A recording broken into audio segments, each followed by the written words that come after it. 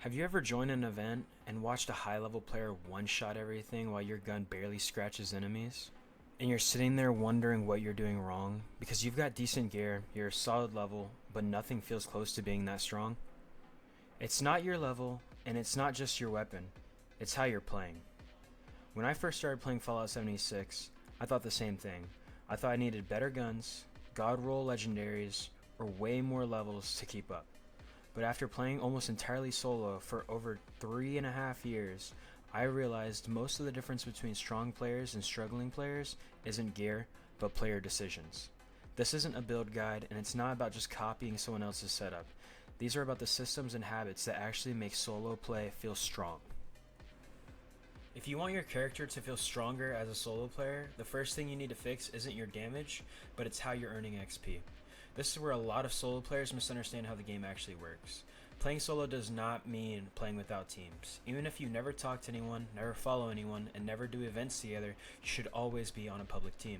And for solo players, casual teams are the most important ones. Casual teams give you an intelligence bonus, and the intelligence directly increases how much XP you earn from everything you do. Events, enemies, quests, all of it. That means just being on a casual team is giving you more XP every single minute you're playing without changing how you actually play the game. You don't have to coordinate, you don't have to participate, you don't owe anyone anything. You just exist on the team and collect the benefits. This is why the strongest solo players aren't isolated, but instead they're optimized. Solo players don't fall behind because they earn less XP, they fall behind because they leave free XP on the table. When you combine a casual team's intelligence bonus with consistent solo-friendly activities like West Tech or just doing events, things you can reliably do on your own, you level much faster without grinding harder or playing longer. You're still solo, you're just not inefficient anymore. And once you're on a casual team and you're not leaving free XP on the table, the next thing that decides how fast you level isn't actually your weapon, but it's your build. Because your build doesn't just affect damage, it affects how much XP you earn from everything in the game that you do.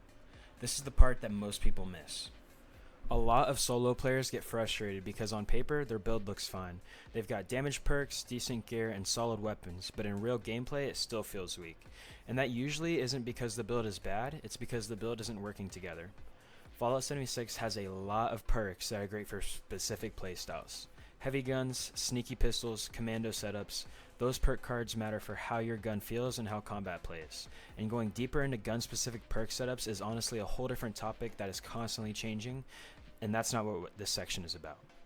What matters here is understanding that gun damage perks alone don't make a strong solo build.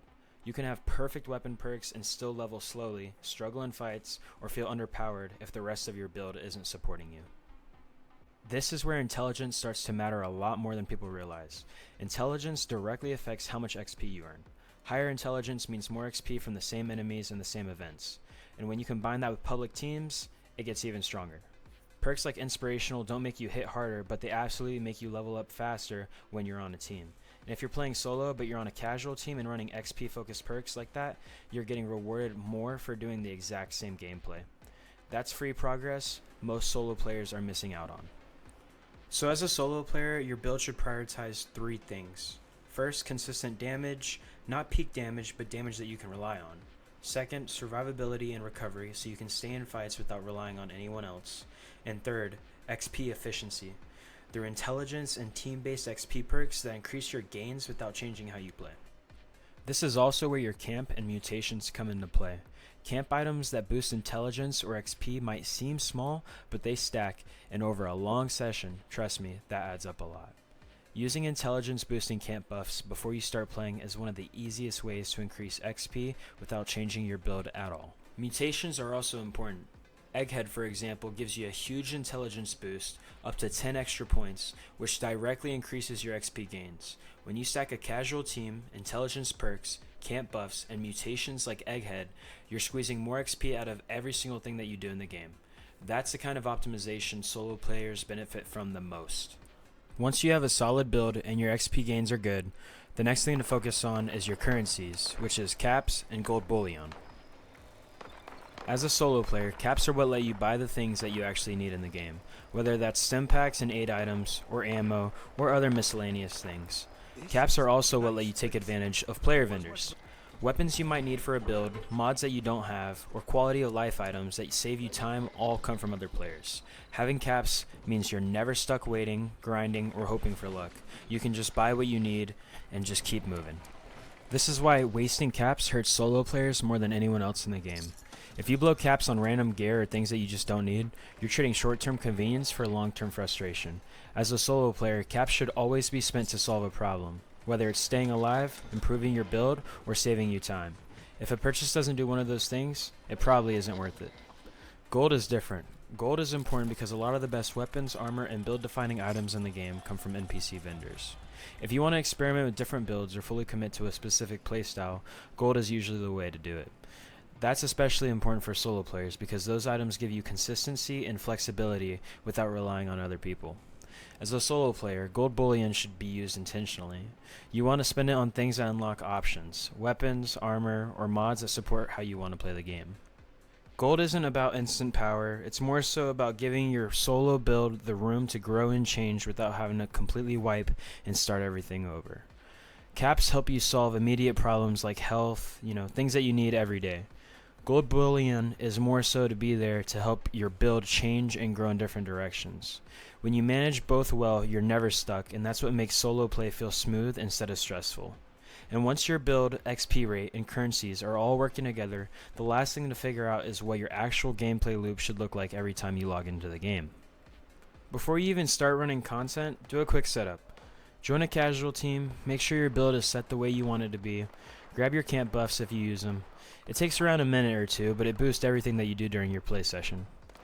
Start your session by focusing on XP. Run solo-friendly activities like doing your daily quests or daily challenges, knock out events when they pop up, and avoid things that waste time or rely on other players like raids or daily ops unless you can do them by yourself. Your goal here isn't to rush, but to build momentum. As you level, put those perk points towards improving your cards or finding other ones and helping your build overall. If something in your build doesn't feel right, take it out and swap it. Small improvements early in a session pay off the entire time you're playing. While you're playing, you're also getting XP, caps, and if you're doing events, you're also getting gold. Use the caps to solve immediate problems like stim packs, ammo, gear, mods, anything that really keeps your session going. Use gold more slowly and save it to unlock weapons, armor, and other build options that you want to use long term. Once those pieces are in place, the loop just repeats itself. The XP fuels your build makes content easier, and the caps and gold remove the friction of the game. And because you're playing solo, you can switch directions whenever you want. If an event pops up, you can run it. If you want to farm XP, you can go and farm XP. And if you want to log off and get off the game, nothing is going to break. This loop works perfect for me because it respects the time that I give it. You're not chasing everything, you're not waiting on anyone, and you're making steady progress every time you log on. That's what makes solo play feel so strong instead of frustrating. This is the solo loop that I follow every single time I get on the game. If you want deeper guides on specific builds, vendor strategies, or camp setups, let me know in the comments. If this helped you in any way, I've got more Fallout 76 content coming, so feel free to subscribe. Thank you for watching.